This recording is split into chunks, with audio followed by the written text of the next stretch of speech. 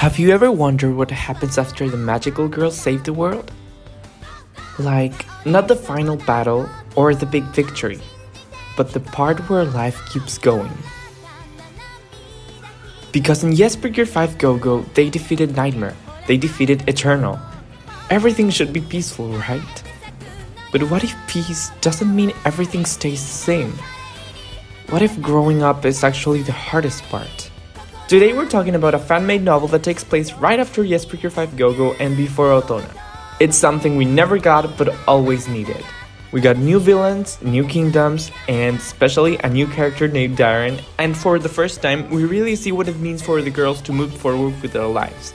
And yeah, there's also romance. So in this video I'm going to break down the story, talk about the characters, the themes, the villains, and give my full rating of the novel.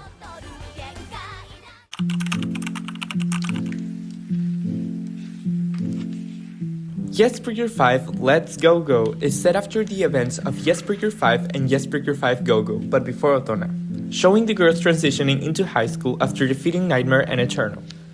Although peace seems to have returned, multiple fairy kingdoms, including Gopher, begin facing new threats, hinting at a larger conflict. The main team, Your Dream, Rouge, Lemonade, Mint, Aqua, and Milky Rose, along with Syrup, reunites while balancing normal life and their responsibilities as Precure. A new character, Darren, is introduced as a fairy from Gopher Kingdom who takes a human form, while new villains, Choga, Shinku, and a mysterious Mistress emerge as the antagonists behind the attacks. This chapter, narrated by Komachi, introduces the peaceful yet uncertain life after the previous battles, as she and Karen begin high school and reunite with Nozomi, Dean, and Urara, reflecting on how their lives and friendships might change as they grow older. Komachi meets Darren, a kind and slightly mysterious new student who immediately sparks romantic feelings in her, and they begin forming a bond through shared conversations and time together, while her friends encourage her budding love. At the same time, the group reconnects at Nat's house, reminiscing about their past and worrying about drifting apart as their individual dreams take priority. In parallel, the story shifts to Palmier Kingdom, where Milk and Syrup discover that Gopher Kingdom has been attacked. Refugees are arriving, and Darren has gone missing after seeking out the Precure, revealing that a new threat is already in motion. The chapter ends with tension rising as the girls remain unaware that a new enemy force is approaching, setting up the central conflict of the story. That's a little sneak peek into the first chapter of the fanfic novel. I really don't want to give you a summary of the 4 chapters because I really want you to read it because it's a good novel and it's worth it. It's really worth it. So please take a look at it. This is just the introduction and it's already exciting.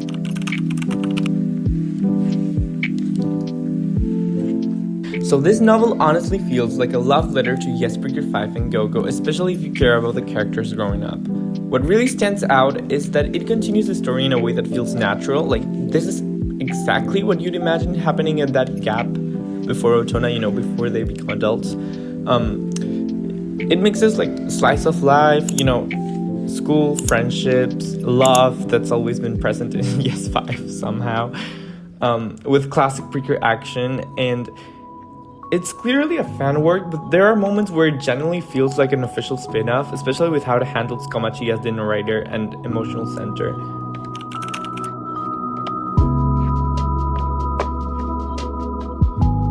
The strongest part of this novel is easily the character work, especially Komachi. She carries the story in such a calm, reflective way, and you really feel that she's grown from the original series. Like, she's more thoughtful, more aware of change, but still gentle as always. Her relationship with Karen and the group also hits hard because it tackles something real, which is, something I'm going through myself, which is growing apart from your friends after graduating school, which is very post-Precure energy. Darren is interesting because he works as a love interest, of course, but he's also tied directly into the plot as a fairy from Gopher Kingdom. I don't know how to pronounce that, I'm sorry if I'm doing it wrong. Which makes his presence matter beyond romance. Then there's Shinku, who might actually be one of the most compelling parts of the story. She's a personal, unstable, and emotionally driven villain, and she's connected with Darren. She brings a special kind of tension, which is very interesting, because the Precure normally just fight the villain, but there's like this, again, tension that makes you ask, what does this person mean to you? And of course, the main team still feels like themselves. Nozomi is so chaotic and optimistic. Dean is the grounded one. Urara is emotional and expressive. Karen is composed and logical. And Kurumi is also chaotic, but caring. They all shine, but Komachi is the main focus.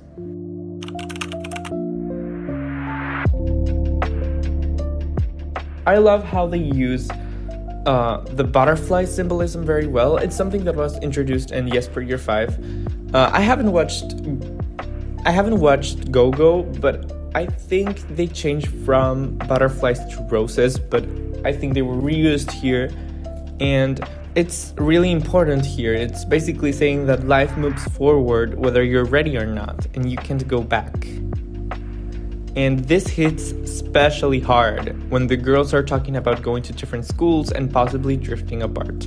In my country, you just graduate school and that's it, but I think they're graduating middle school and going to high school, and they have to change schools, which is something that obviously is going to drift them apart. And the final chapter, that is called Love is the Key, is of course about romance, but it's also about friendship, love, and protecting others, and how those emotions don't weaken you, but they make you stronger, which is something very Precure.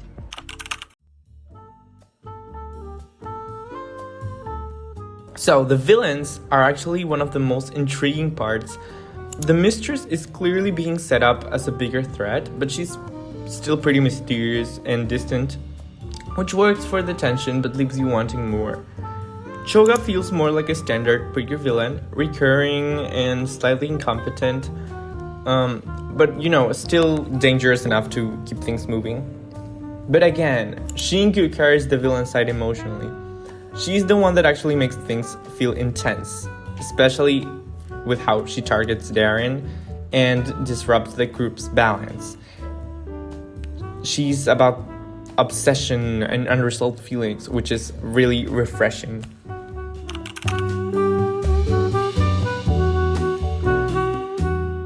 Okay, so about the romance with Komachi and Darren, this is the most noticeable addition compared to the original series in Let's GoGo.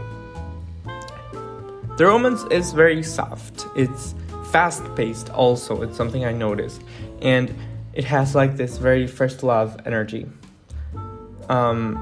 It makes me want to compare it to other Precure crushes. I'm saying it's fast-paced because, this is the focus of the novel. So it has to be fast-paced. And if you compare it to, Satoru and Iroha from Wonderful Precure, that was slow, but so slow that is just standard Precure. So it was nice to see something going fast. It's cute, generally cute, and fits Komachi's personality perfectly. At the same time, it might feel a bit too quick for some people. Not for me, but for some people. They go from meeting to liking each other and confessing pretty fast. I think what makes it work is that it's tied to the plot and how nice it feels to have Komachi having someone that understands her and compliments her.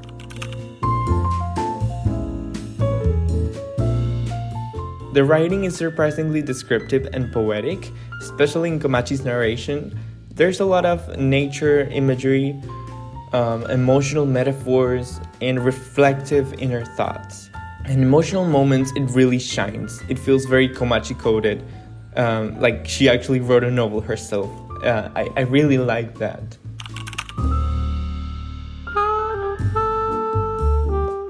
For my final rating, I give the writing a 10 out of 10, the romance an 8 out of 10, the plot or conflict a 7 out of 10, the emotion and themes a 10 out of 10, and their characters a 9 out of 10.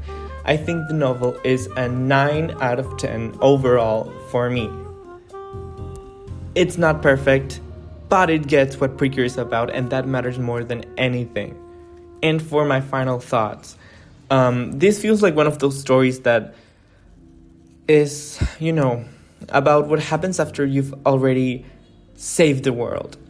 I like those kind of post-ending stories, but that are not Otona. I did not like Otona, but I like this, because this is right after everything in Yes 5 and GoGo and the movies happen. The real question isn't, can they defeat the enemy again? Because we know they can. It's, can they stay together even when life pulls them apart?